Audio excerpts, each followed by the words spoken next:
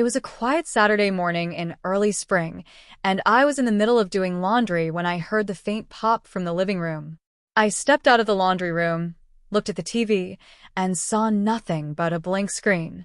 No sound, no picture. My heart sank, not because I couldn't live without TV, but because I had been looking forward to watching a movie marathon I'd planned all week. I tried the usual tricks, turning it off and on, checking the cables, pressing buttons like I suddenly knew the secret code to fix electronics. But nothing worked. Perfect, I muttered to myself. Just what I needed today. That's when I thought of Greg, my next-door neighbor. Greg was in his early 50s, a kind soul with a knack for fixing things. I'd seen him repair his own appliances, paint his own fence, even restore an old rocking chair for his niece. We'd only exchanged small talk over the years, but he had a warm, calm presence that made you feel safe. I hesitated for a moment. Was it too much to ask? But I remembered how he once offered, if you ever need help with anything, just knock. So, I grabbed my phone and sent a quick text. Hey Greg, sorry to bother you. My TV just went out. Any chance you know how to fix it? Not even a minute later, my phone buzzed. Sure thing. I'll be over in 10. True to his word, Greg showed up holding a small toolbox. All right, let's see what we're working with, he said, stepping inside with that easygoing smile. As he started checking the cables, he asked, when did it stop working? About 20 minutes ago.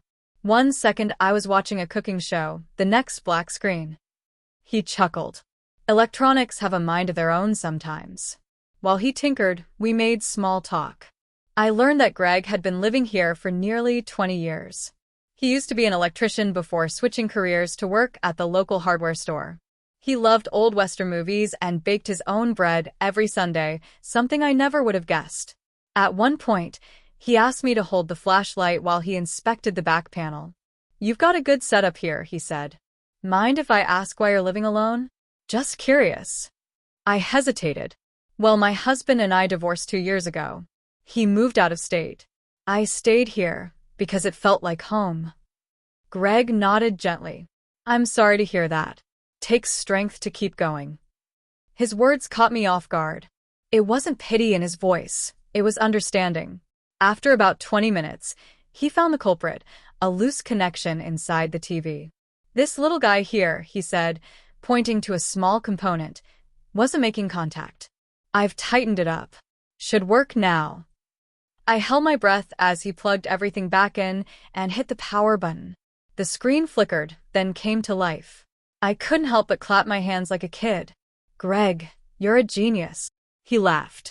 Not a genius, just stubborn enough not to give up. I offered him coffee as thanks, and to my surprise, he accepted.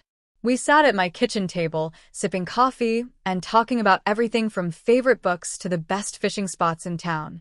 Somewhere in the middle of our conversation, I realized how much I had missed this simple, genuine connection. For so long, my life had been about keeping busy, filling the quiet with noise, avoiding moments that made me feel too much. When Greg finally stood to leave, he said, You know, I'm just next door. You don't have to wait for something to break to say hello. I smiled. I'll remember that.